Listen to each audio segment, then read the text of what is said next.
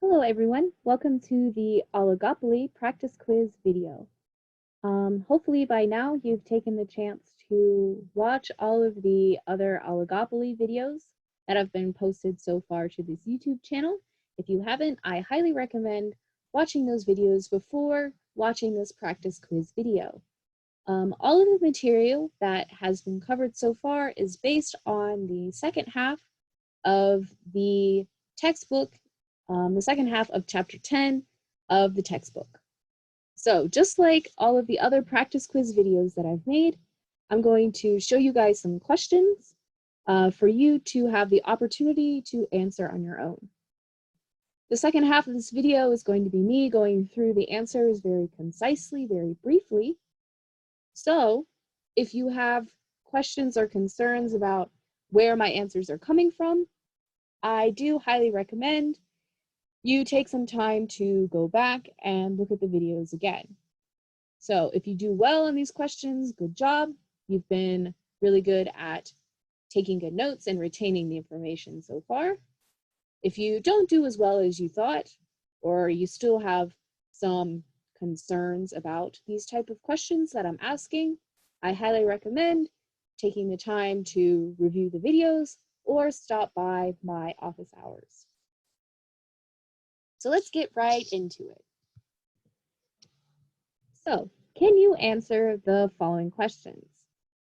What are some notable characteristics about oligopoly firms?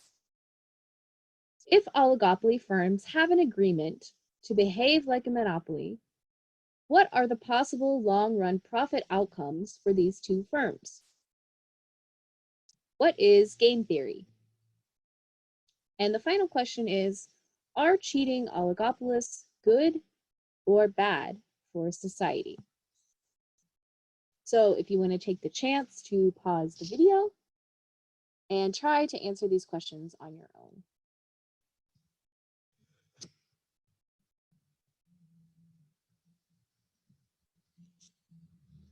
Hello, welcome back. So I'm going to be going through those 4 questions that I asked. And again, if you have additional questions, do not hesitate to reach out to me for help.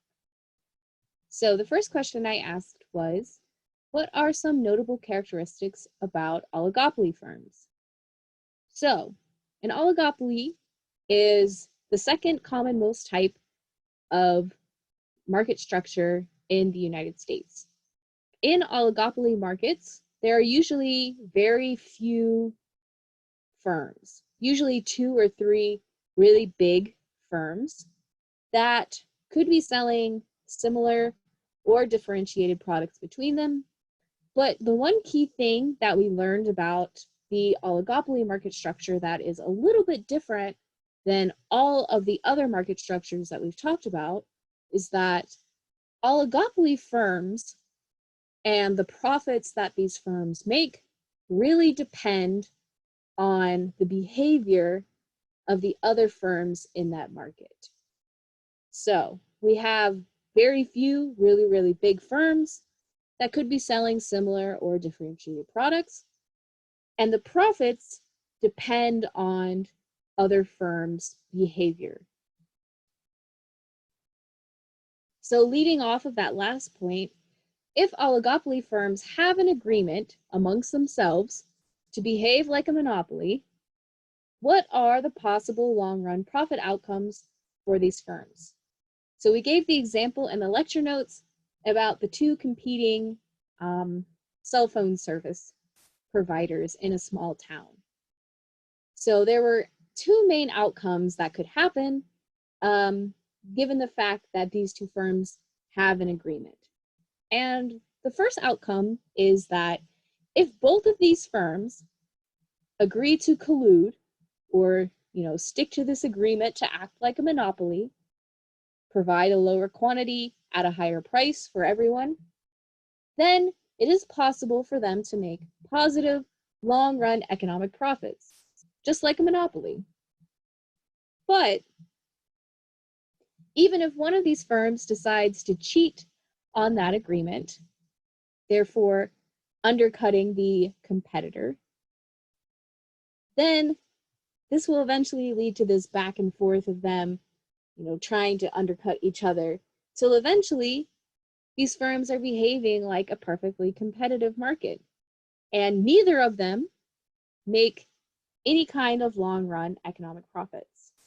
So the two main outcomes here are if they stick to the agreement and collude, they can make positive long-run economic profits. If they cheat on the agreement, then they make zero long-run economic profits. The third question I asked was, what is game theory?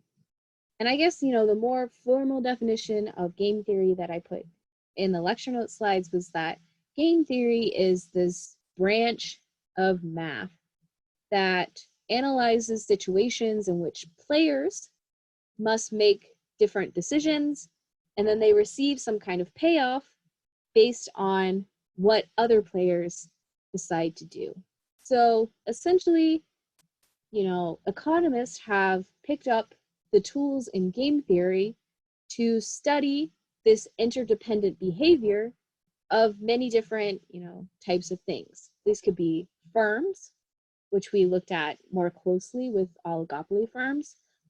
Economists also use game theory to analyze the interdependent behavior of different individuals, and we can even apply the tools of game theory to talk about the behaviors of other countries.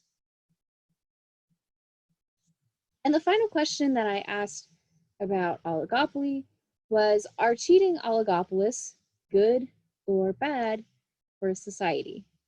So going back a couple questions, if they had this agreement, these two firms had an agreement to act like a monopoly, and then one or both of them decide to cheat on this agreement to try to make more profit, is this good or bad for society? And I guess, the short answer is it depends. And it depends on who we are specifically looking at in society. So cheating on agreements obviously is bad for the oligopolist in the long run. It may be, the smart decision to cheat in the short run if, these two firms have this agreement to behave like a monopoly and charge this higher price. If this oligopolist over here says, hey, if I charge just a slightly lower price, then everyone will buy from me and I can make this huge short-term profit. But in the long term, they're going to continue to undercut one another. This firm is going to be angry that this firm cheated, so then they're going to undercut this firm, and then they're going to undercut, so on and so on. So it's bad for the oligopolists in the long run if one of them cheats because they're not able to make long-run profits.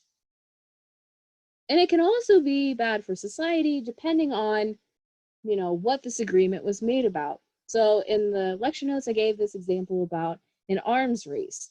What if these two big firms are weapons producers making nuclear weapons, and they had an agreement to, charge a higher price for nuclear weapons and produce a smaller quantity of nuclear weapons.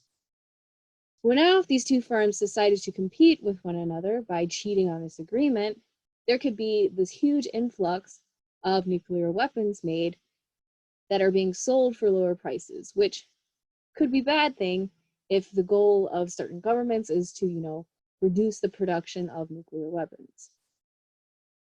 But, so that's like the bad stuff. It could be bad for society depending on the industry we're talking about and the agreement that we're talking about. And cheating on agreements is bad for the oligopolist in the long run.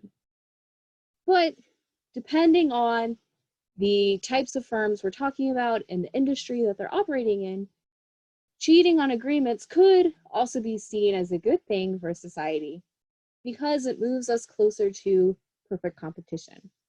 We know from perfect competition, there's no deadweight loss, perfect competition maximizes total surplus, and there are these, there are no unnecessary price markups for the goods and services that we consume.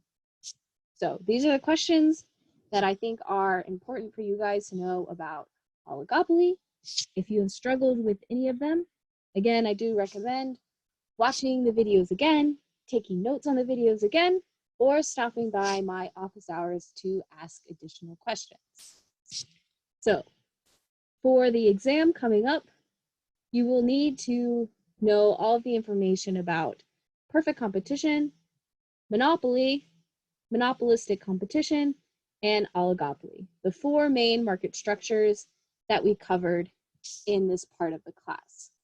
So again, if you have any questions about any of those four different market structures that we covered, again, don't hesitate to reach out to me.